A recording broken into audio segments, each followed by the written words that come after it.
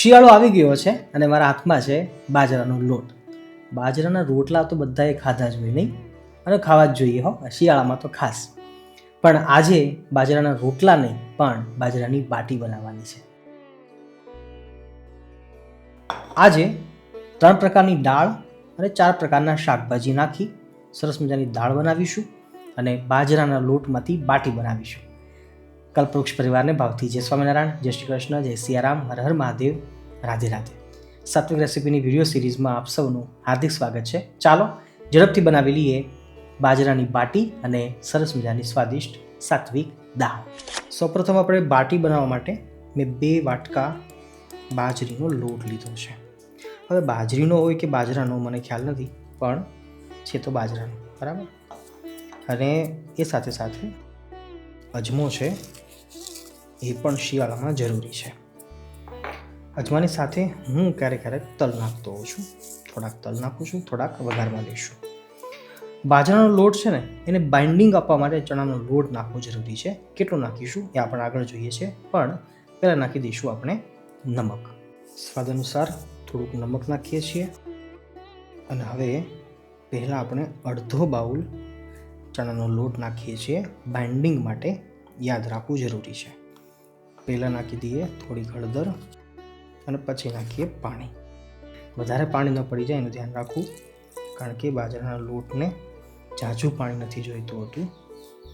થોડા પાણીથી પણ લોટ કડક બંધાઈ જશે અને આપણે કડક લોટ જ બાંધવાનો છે, બહુ વધારે ઢીલો નહીં.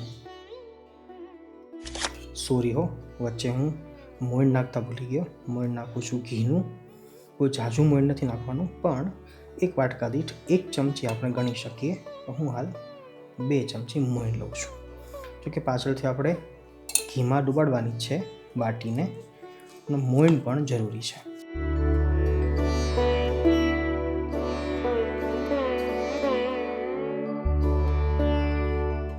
ફાઇનલી આપણો બાજરાનો આટો તૈયાર છે. કઠણ આપણે થોડોક રાખ્યો છે. અને હા, આપણે આની અંદર સોડા જરા પણ નાખ્યો નથી, કારણ કે મને જરૂર નથી લાગતી. અને સોડાની જગ્યાએ આપણે બાટી સ્મૂથ બને એના માટે આપણે મોઈન નાખ્યું છે ઘીનું. તમે તેલનું પણ નાખી શકો છો અને થોડું વધારે પણ નાખી શકો છો. આપણે 1 કટોરીથી 1 ચમચી લીધું હતું, તમે ઓછા વધતું કરી શકો છો. હવે આ આટાને આપણે 5-1 મિનિટનો રેસ્ટ આપી દઈએ. ત્યાં સુધીમાં દાળને બાફવા માટે રાખી દઈએ. 3 મુઠ્ઠી તુવેરની દાળ, 2 મુઠ્ઠી અડદની દાળ અને 2 મુઠ્ઠી મગની દાળ. 5 વ્યક્તિ માટે આટલી દાળ ઇનફ છે. ચોખ્ખા પાણીથી 2 વાર ધોઈ નાખીએ મસળીને, અને પછી એને બાફવા માટે રાખી દઈએ. દાળને બાફવા માટે થોડુંક આપણે સોડા નાખી શકીએ છીએ, જેનાથી દાળ પહેલી જ વારમાં પરફેક્ટ બફાઈ જશે. અમે ગયા હતા રાજસ્થાન અને ત્યાંથી આ 250 રૂપિયાનું બાટી મેકર લાવ્યા હતા. બજારમાં ઇઝીલી મળી રહેતા હોય છે. તમારે પણ વસાવવું જોઈએ અને વસાવી જ લેવાય, કારણ કે બાજરાનો રોટલો બનાવવો એ થોડો કઠણ છે, પણ બાટી બનાવવી એકદમ ઇઝી છે, સરળ છે. તો બાટી મેકરની અંદર પણ આપણે વ્યવસ્થા હોય છે, આવી રીતે માથે મૂકી દઈએ, ધીમા તાપે પકાવીએ તો બાટી સરસ બની જતી હોય છે. અને બધા રાજસ્થાનીઓ આવા બાટી મેકરની અંદર જ બાટી હવે બનાવતા થયા છે. પહેલાં છે એ બાટીને લાકડાનો ભઠ્ઠો કરતા હતા, દેવતા તપાવી અને પછી બાટી બનાવતા હતા. જોકે એનો ટેસ્ટ પણ સારો આવતો હોય છે, પણ હવે કદાચ સિટીમાં રહેનારા લોકો માટે એ પોસિબલ નથી, તો આ રીતનું બાટી મેકર વસાવી શકો છો. ચલો, આજે થોડું વધારે ટ્વિસ્ટ લાવીએ આપણે વાતમાં. આ બાટી મેકરથી આપણે આજે બાટી બનાવવાના નથી. આજે આપણે આ અપ્પમની પેન હોય છે એની અંદર બાટી બનાવવાના છીએ. આપણે સાઇઝ નાની જ રાખવાની છે, તો આની અંદર આસાનીથી ઇઝીલી આવી જશે. અને બાજરાનો લોટ આપણે કડક રાખ્યો છે, કઠણ રાખ્યો છે, તો આપણને કોઈ જ પ્રકારની તકલીફ પડવાની નથી. તો તમે આવી રીતે પેનમાં પણ બાટી બનાવી શકો છો. બહાનું કોઈ પણ નહીં કાઢતા કે અમારી પાસે આ નથી એટલે ન બનાવી. કોઈ પણ રીતે બાટી બનાવી શકાય છે, જો તમને ઈચ્છા હોય તો અને જો તમને શ્રદ્ધા હોય તો. લોટ રેસ્ટ કરીને તૈયાર છે. હવે આપણી મનપસંદ સાઇઝની બાટીઓ આપણે વાળી લઈએ છીએ.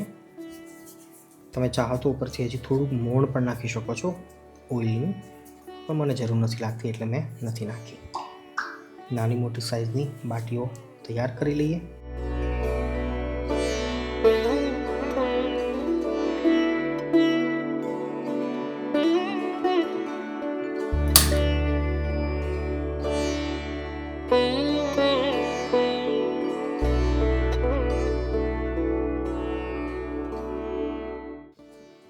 વચ્ચે વચ્ચે પલટાવતા જઈએ, ચેક કરતા જઈએ, કાચી ન રહી, બધી બાજુથી પકાવવાની છે અને પ્રેમથી પકાવી લઈએ.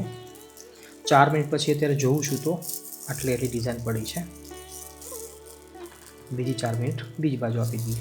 અને હા, ગેસની ફ્લેમને ધીમી રાખવાની છે, ફાસ્ટ નહીં રાખવાની.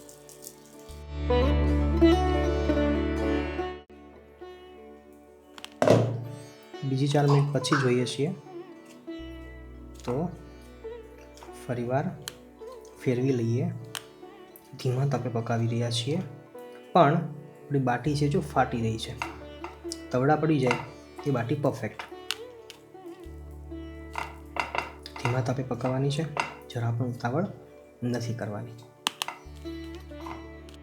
આ બાજુ આપણી બાટી પાકશે ધીમા તાપે અને આ બાજુ આપણે દાળનો વઘાર લઈ લઈએ છીએ. 3 થી 4 ચમચી મેં તેલ લીધું છે. આશરે 12 થી 13 મિનિટ ગઈ છે. 3 થી 4 વખત આપણે ફેરવી છે.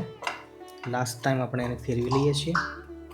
જે બાજુ કાચી લાગે એ બાજુ રાખી અને હવે આપણે થોડુંક ઘી માથે સ્પ્રેડ કરી દઈએ.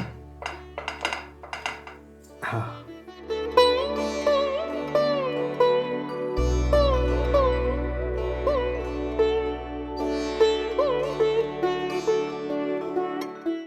બધી જ બાટી આપણી તૈયાર છે. તમે ચાહો તો અંદર ઘી નાખો, ચાહો તો બહાર નાખો, પણ ચોખ્ખું ગીર ગાયનું ઘી નાખજો તો બાટીનો સ્વાદ છે 10 ગણો વધી જશે. લુક એટ ધીસ, આપણી બાટી પરફેક્ટ બની છે. અંદરથી જરા પણ કાચી નથી અને 12 થી 13 મિનિટ, ચાલો 14 મિનિટ સુધી આપણે પકાવીએ છીએ. તો બાટી મેકરમાં પણ આપણે એટલી વાર તો લાગે જ છે.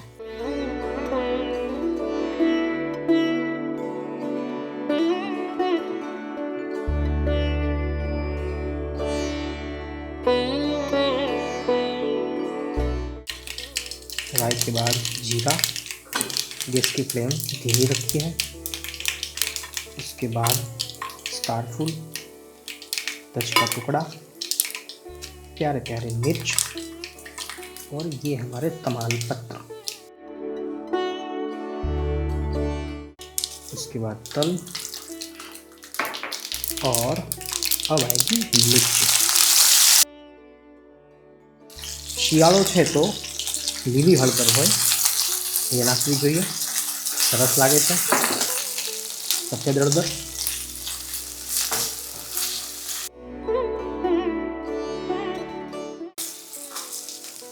ગાજરના ટુકડા, એ સાથે સાથે બટેકા છે, પતલી ચિપ્સ,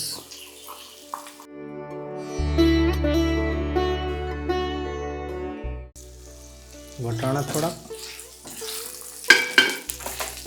અને છેલ્લે થોડા ટમેટા. હવે આને પકાવવા માટે થોડું પાણી